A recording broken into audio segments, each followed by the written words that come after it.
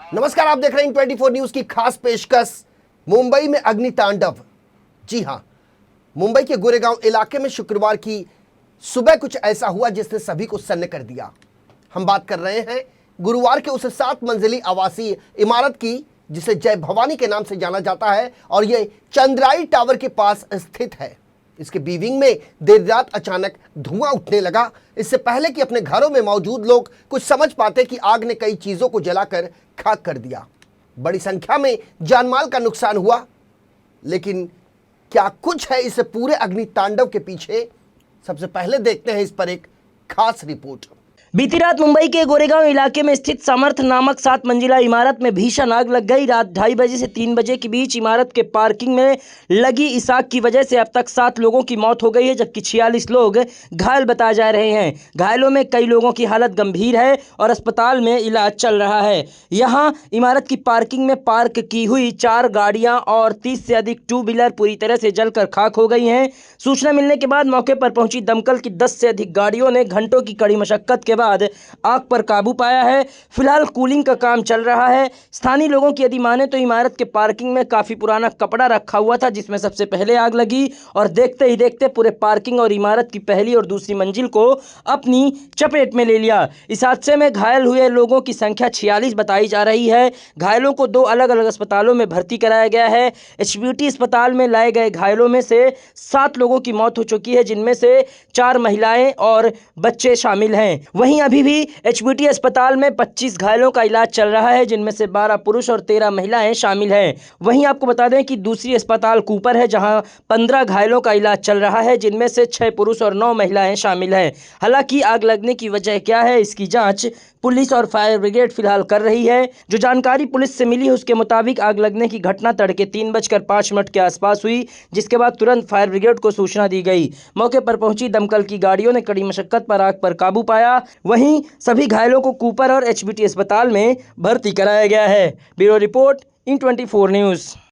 कुछ लोग इसे समर्थ सृष्टि के नाम की इमारत बता रहे थे। सोशल मीडिया पर लगातार वायरल हो रहे वीडियो में बताया जा रहा था कि यह समर्थ सृष्टि इमारत है, लेकिन हमारे पास जो इंफॉर्मेशन आई है सरकारी महकमे की ओर से, यह जय भवानी बिल्डिंग के नाम से जानी जाती है ये इमारत। और इस इमारत में रात में जो कुछ भी हुआ, सुबह उसके ठीक विपरीत जो देखने को मिला, इसकी किसी ने कल्पना तक नहीं की। अग्निकांड का भयावह रूप देखने के बाद लोग अभी भी सकते में हैं। बड़े पैमाने पर नुकसान हुआ है। जानमाल के नुकसान के साथ साथ वहां पर कई 2 पहिया और 4 पहिया वाहन आग की भेंट चढ़ गए। वैसे आपको बता दें, कुछ महीने पहले मलाड पूर्व के अप्पापाड़ा में भी भीषण आग लगी थी और बड़े पैमाने पर लोगों का नुकसान हुआ था। कई लोग इस घटना में हताहत हुए थे। आज भी अप्पापाड़ा के रहवासी उस भयावह मंजर को देखने के बाद सहम उठते हैं। बहरहाल इस पूरे घटनाक्रम में जो गोरेगांव से सामने आ रही है, उसकी अपडेट जानने के लिए हम चलते हैं अपने पॉलिटिकल एडिटर प्रदीप शर्मा के पास। और प्रदीप शर्मा, क्या आप तक हमारी आवाज आ रही है? सबसे पहले आपसे ये जानना चाहेंगे कि अभी मौजूदा स्थिति क्या है गोरेगांव की? बिल्कुल, देखिए जिस तरह से सुबह करीब 3 बजे के आसपास आग लगी थी, जिसके बाद फायर ब्रिगेड की 8 इंजन और 8 दमकल जो है टैंकर वहां पर पहुंचे और करीब 4 से 5 घंटे की कड़ी मशक्कत के बाद आग पर काबू पा लिया गया है। हालांकि अभी भी कूलिंग का काम और मलबा हटाने का काम अभी भी जारी है। और सबसे बड़ी बात यह है कि इस आग के लगने का स्पष्ट कारण अब तक जो है सामने नहीं आ पाया है। वही प्रत्यक्षदर्शियों और बिल्डिंग के निवासियों की अगर माने तो उनका कहना है कि पार्किंग के स्लॉट में काफी पुराने कपड़े और भंगार पड़े थे, जिसकी वजह से ये आग लगी थी। और लेकिन अब तक इस मामले पर आधिकारिक कोई बयान नहीं आया है। फिलहाल जो है अभी भी वहाँ पर स्थिति और कूलिंग का जो काम है वो जारी है। संजय जी, ये आग किस वजह से लगी थी प्रदीप, और इसमें अभी तक जो भी नुकसान हुआ है थोड़ी सी उसके बारे में जानकारी आप दीजिए। बिल्कुल, देखिए जिस तरह से अगर बात करें तो इस आग की घटना को अब तक आधिकारिक, जैसे मैंने पहले कहा कि आधिकारिक रूप से कोई बयान नहीं आया कि आखिर आग की वजह क्या थी। हालांकि अगर नुकसान और जानमाल की बात करें तो इस आग में करीब 43 लोग जो है घायल हुए हैं, जबकि 7 लोगों की मौत हो गई है। जो आंकड़े अब तक आए उसमें 7 लोगों घायलों को कूपर और एचबीटी अस्पताल, कई लोग 30 से ज्यादा लोग जो है हॉस्पिटल में है, जिनका इलाज जारी है। लगभग 15 लोग ऊपर हॉस्पिटल में है और करीब जो है 30 से 37 लोग जो है वो ट्रॉमा सेंटर में है। हालांकि अगर जो बात करें तो इसमें 4 जो है कारें जलकर खाक हुई है, 30 से ज्यादा बाइक जलकर खाक हुई है। कई दुकानें, क्योंकि बिल्डिंग के नीचे जो है पार्किंग स्लॉट के बाजू में दुकानें थी, उन दुकानों का भी काफी नुकसान हुआ है। सचिन जी, लगातार जब पार्किंग स्लॉट में आग लगी उसके बाद से आग लगातार बढ़ती गई, पहले माला और फिर दूसरे मंजिले तक की आग पहुंच गई, जिसकी वजह से एक बड़ा हादसा हुआ है जिसमें 7 लोगों की जान चली गई है और करीब 44-45 लोग जो है घायल हुए हैं। क्या इसमें मरने वालों का आंकड़ा बढ़ सकता है, चूंकि जो कैजुअलिटी हुई है काफी ज्यादा है प्रदीप, और ऐसे में ये तय कर पाना बड़ा मुश्किल हो रहा है क्योंकि स्थिति बड़ी भयावह है और वेंटिलेटर पर कुछ लोगों को रखा गया है। हमारे पास जो जानकारी आ रही है, आपने 40 से 45 का आंकड़ा बताया है प्रदीप, थोड़ा ये आपसे जानना चाहेंगे कि ऐसे कुल कितने अस्पताल हैं जहां घायलों को इलाज के लिए एडमिट किया गया है? बताना चाहेंगे कि जो घायल है उनमें जो है करीब 30 लोग घायल हैं, जिनमें 15 जो है पुरुष है, 12 पुरुष है, 16 महिलाएं हैं, एक बच्ची है, एक और बच्ची है। टोटल 30 लोग हैं, जिनमें से 15 लोगों को जो है कूपर अस्पताल जो है विले पार्ले जो है वहां पर एडमिट कराया गया है। बाकी लोगों को जो है ट्रामा सेंटर जोगेश्वरी पूर्व में एडमिट कराया गया है। क्योंकि आपको बता दें कि जिस जगह पर यह हादसा हुआ है उसके बाजू में मनपा का सिद्धार्थ हॉस्पिटल था, लेकिन उसको तोड़कर इनोवेशन और नई इमारत बनाने के लिए उसे अभी बंद रखा गया है। इसलिए वहां से लोगों को जो है इन दोनों मनपा अस्पतालों में एडमिट कराया गया। साथ ही वहाँ के SRB अस्पताल में भी कुछ लोगों को ले जाया गया था, जिनकी स्थिति सामान्य होने के बाद उन्हें डिस्चार्ज भी कर दिया गया। हालांकि अभी भी 7 से 8 लोग जो है काफी गंभीर रूप से घायल है, जिनको ICU में रखा गया है। अभी जो प्रशासन की तरफ से जो है आधिकारिक बयान आ रहे हैं उसमें ये भी कहा जा रहा है कि आंकड़े बढ़ सकते हैं। हालांकि अब तक 7 लोगों की मौत हो चुकी है, ये कंफर्म जो है लिस्ट जारी कर दी गई है। हालांकि अभी जिस तरीके से बात करें तो इस पूरे मामले पर महाराष्ट्र के मुख्यमंत्री एकनाथ शिंदे ने भी बयान दिया है। उन्होंने साथ ही दुख जताते हुए मृतकों को 5-5 लाख रुपए मुआवजा देने का ऐलान किया है। साथ ही घायलों को जो है मुफ्त में इलाज करने की बात कही है। वहीं अगर बात करें मुंबई के पालक मंत्री मंगल प्रभात लोढ़ा ने कहा, इस घटना पर दुख जताते हुए कहा कि ये काफी भयावह घटना है और इसमें मरने वाले लोगों को मुआवजा दिया जाएगा, साथ ही घायलों को अच्छे से अच्छा इलाज प्रोवाइड किया जाएगा। वहीं अगर बात करें तो उप मुख्यमंत्री देवेंद्र फडणवीस ने भी इस घटना पर दुख जताते हुए कहा है कि इस मामले की पूरी जांच की जाएगी, आखिर ये हादसा कैसे हुआ है।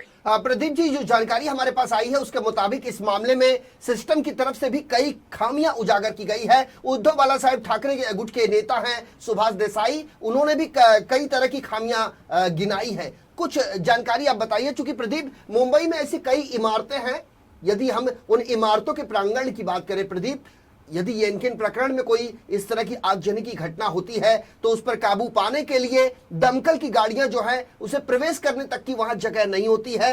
कई सकरे ऐसे रास्ते होते हैं, तो ऐसी स्थिति में आग जैसी भयावह स्थिति से का मुकाबला कर पाने में दमकल कर्मियों के भी पसीने छूट जाते हैं। थोड़ा सा आपसे ये जानना चाहते हैं, क्या इसके अंदर ऐसा कोई लूपहोल सामने आया है जिससे ये हम अपने निष्कर्ष तक पहुंच सके कि उस लापरवाही के चलते इस बड़ी घटना ये घट गई है और उसमें जानमाल का नुकसान हुआ है?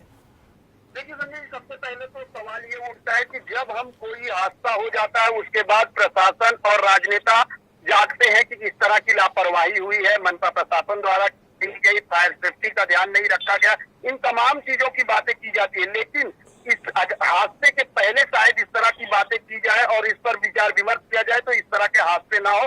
हालांकि बात की जाए तो मुंबई की, तो मुंबई जो है, मुंबई की कई ऐसी इमारतें हैं जहां पर आज भी फायर ब्रिगेड जाने की, जो फायर ब्रिगेड की गाड़ियां हैं वहां रास्ता नहीं होता, जबकि ऑलरेडी अब जो नियम रेरा के बनाए गए हैं और जो है SRA और महाड़ा द्वारा जो नियम बनाए गए उसमें ये कहा गया है कि इतनी जगह होनी चाहिए कि बिल्डिंग प्रीमाइसेस में जो है दमकल की गाड़ियां पहुंच सके। लेकिन अगर बात करें तो इस जय भवानी इमारत की, तो ये जो है समर्थ दृष्टि कॉम्प्लेक्स के अंदर ये इमारत भी काफी सकरा रास्ता है, क्योंकि गेट भी काफी कॉम्प्लेक्स का छोटा है, जिससे अंदर जाने में लोग फायर ब्रिगेड की गाड़ियों को खासा दिक्कत का सामना करना पड़ा। हालांकि करीब 4 से 5 घंटे कड़ी मशक्कत के बाद जो है फायर ब्रिगेड के जवानों ने आग पर काबू पाया है। और जिस तरह से अगर खामियों की बात करें तो कई ऐसी इमारतें हैं संजय जी जहां पर आज भी जो है फायर सिस्टम नहीं लगाए गए, जबकि ऑलरेडी जब सीसी के प्लान दिए जाते हैं उस दौरान भी कहा जाता है कि जो है फायर के सिस्टम होने चाहिए, बिल्डिंग प्रीमाइसेस में जो है फायर की जो है गाड़ियां आने जाने के रास्ते चाहिए। लेकिन जो विकासक होते हैं वो शायद अपनी एफएसआई का फायदा उठाने के लिए इस चीजों का ध्यान नहीं रखते हैं, जिसकी वजह से इस तरह के हादसों का सामना आम जनता और प्रदीप आपसे ये जानना चाहेंगे, झोपड़पट्टी पुनर्वसन योजना के अंतर्गत कई ऐसी गगनचुंबी इमारतें बनाई गई हैं जहां पर नीचे के रास्ते में 360 एंगल जो कानून है प्रदीप, वो ये कहता है कि यदि किसी इमारत में आग जैसी घटना घटती है तो वहां पहुंचने वाली दमकल की जो गाड़ियां हैं वो 360 उस प्रेमाइसेस को पूरा कवर कर सके ताकि किसी भी जगह पर आग लगी हो उसे बुझाने में दमकल कर्मियों को आसानी हो, लेकिन ऐसा हो नहीं पाता। आपने बताया कि एफएसआई के चक्कर में कई ऐसी चीजें हैं जो बिल्डर उसकी अनदेखी कर देता है, लिहाजा इस तरह की जब घटनाएं होती हैं तो बड़े पैमाने पर हमें जानमाल का नुकसान देखना पड़ता है, कई हताहतों की खबर सामने आती है। हाल ही में प्रदीप मुंबई के मलाड पूर्व यानी कुरार पुलिस स्टेशन के अंतर्गत आने वाले अप्पापाड़ा इलाके में ऐसी ही भीषण आग लगी थी। लोगों के घरों के सारे सामान जलकर खाक हो गए। प्रशासनिक महकमा वहां पहुंचा जरूर, लेकिन आज भी स्थिति जस की तस है। तो क्या ये हम माने कि हमारे सिस्टम में ऐसी कोई खामियां रह जाती है कि प्रशासनिक महकमा या तो उसको उसकी अनदेखी करता है, नजरअंदाज करता है और वहां जाना नहीं चाहता? इसे समझा क्या जाए? बिल्कुल, देखिए, अगर इस तरह की घटनाओं को रोकना है तो सबसे पहले जिस तरह से अभी आपने कहा कि शिवसेना उद्धव गुट के नेता सुभाष देसाई ने कई खामियां बताई हैं, शायद अगर बात करें तो इसके पहले जो ये हादसा हुआ है गोरेगांव का जो इलाका है वहां पर सुभाष देसाई ही एमएलए है और उनका काफी दबदबा है। तो क्या इन चीजों को पहले क्यों नहीं ध्यान दिया जाता है? जब कोई हादसे हो जाते हैं तब हमारे प्रशासनिक अधिकारी और जो राजनेता है वो जागते हैं कि इस तरह का हादसा अगर ऐसा हुआ होता तो शायद ये हादसा नहीं हुआ होता। ये खामियां हैं। लेकिन क्या जब बिल्डिंग के रहवासी प्रशासनिक अधिकारियों के पास जाते हैं और अपनी शिकायत करते हैं तो उनको अनसुना कर दिया जाता है? अगर उस दौरान